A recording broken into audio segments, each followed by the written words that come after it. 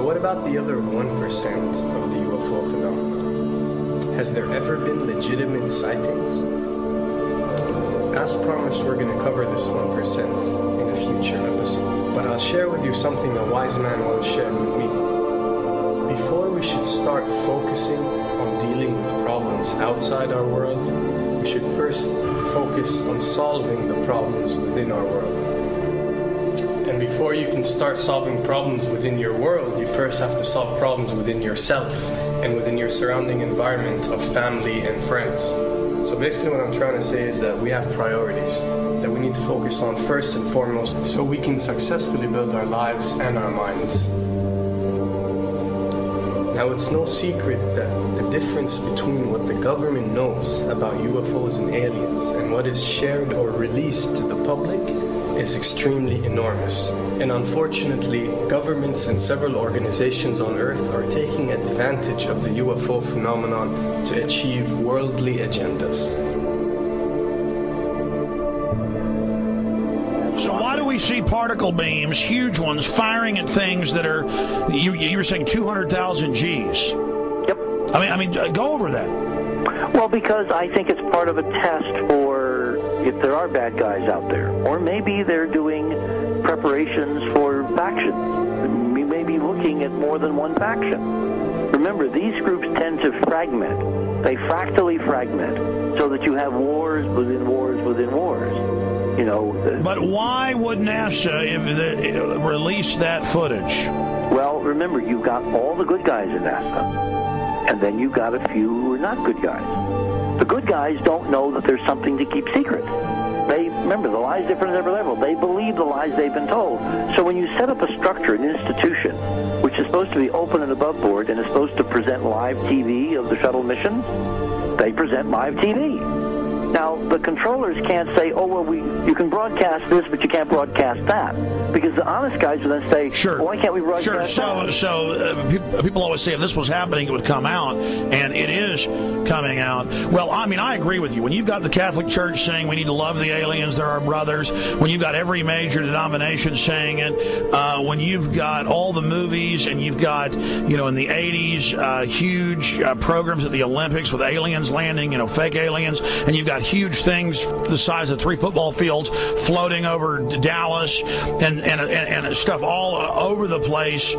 Something's going on. And then I read government documents about fake extraterrestrial landings. You know, any of this. Why? I mean, you believe it's fake. Remember Operation Northwoods? Yes. Okay. Or we can go to the, September 11th. Governments do huge, big things to sway populations at key nodal points in history. They love hoaxes. Yeah, well, they manufacture history is what it is. We are building, I mean, all my UFO friends, I need to shake them because they're so, frankly, they're extremely naive, Alex. They really believe we're building toward disclosure. I believe we're building toward a mass, carefully manufactured fake event where ETs, who are really humans, who are really part of this secret clique, who are probably Nazis, who have developed or perfected their technology from World War II, which is why you've got to get, Joseph on. They are going to basically fake out the world. And there's an incredible window on the Nazi black ops programs, the compartmentalized, incredible high technology efforts that were being funded by the Nazi war machine, particularly toward the end of the war, in a desperate effort to win the war, and they fastened their hopes on several key technologies, some of which appear to be the control of gravity itself, which again is a separate piece of data from my work, which came at this from a hyperdimensional physics perspective. I mean, we know there's a lot of suppressed technology. I mean, 20 years after the B-2 bomber was already in service, they declassify it. So we have a lot of cases of that. We know there's a whole shadow government. This is technology and physics, Alex, that would make anything you think you know like a candle flame compared to a hydrogen bomb. This is a physics that literally allows you to rearrange time.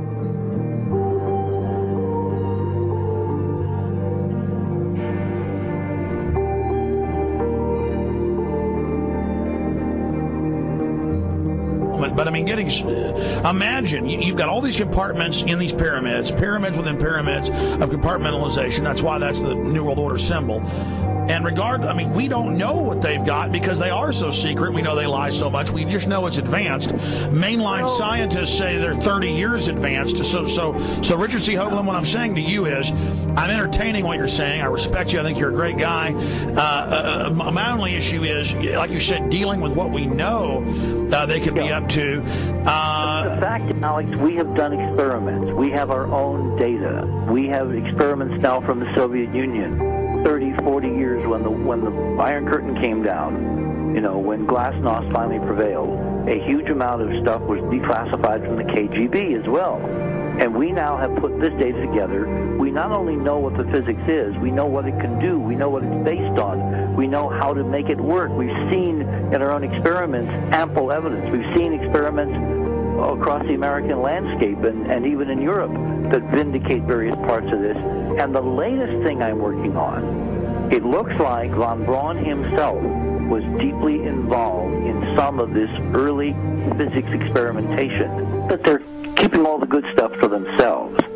The reason is that if we got access to the good stuff, if we got access to the technologies, the energy, we wouldn't be worried about $4, $5 a gallon gas or $10 a gallon gas. We would live like people are supposed to live, all 6 billion of us who could live lightly on the earth, Alex, with this technology. And live longer. Absolutely, and better, and you could live to 200-300 and have the virility of your 20s and 30s. There's extraordinary medical breakthroughs, there's extraordinary physics breakthroughs, technology breakthroughs, energy. It's all been kept away. Think about it. We're already on a planet hurtling through space, all these wonders around you, and you've been taught it's bizarre to question, and that's because there's so many kooks in the alternative movement who do talk about ridiculous, Hollywood-style green men, instead of really looking at the shadow government and all these crazy secret societies that are admittedly running NASA and the shadow government. Well, ladies and gentlemen, during this talk that I'm going to give you, I'm going to explain to you the history of this phenomenon, who the secret government really is, and I will name them by name, the beginning group, the study group. I will tell you who they are today. I'm going to tell you what this is all about.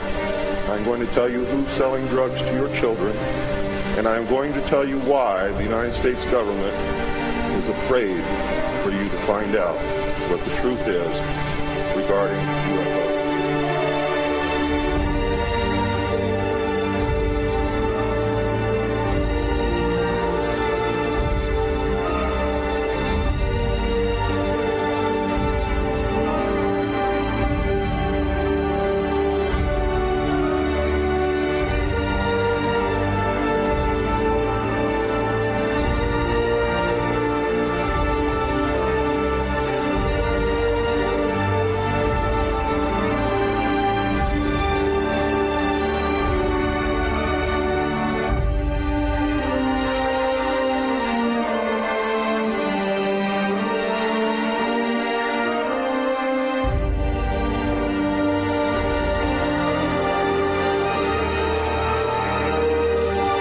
And it turns out that even though she remembered that she'd been part of the team to debrief the astronauts, she couldn't remember a thing that they said.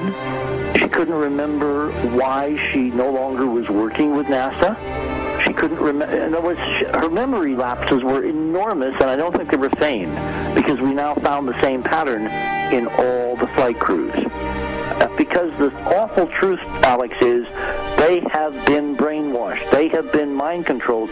They have had a technology, a very sophisticated technology, which took away the real missions that they experienced.